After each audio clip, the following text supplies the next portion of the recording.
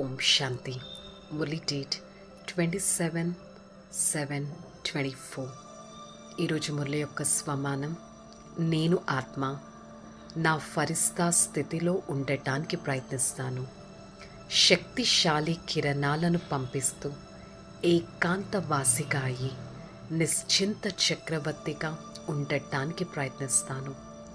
I, the soul, try to maintain my own angelic form and experience a highest stage of unlimited togetherness. Hey Father, thank you so much for showing me the path to be alone and extract the unlimited power from you. I try to follow your path and maintain my own angelic stage all the time. Om Shanti, Shanti, Shanti.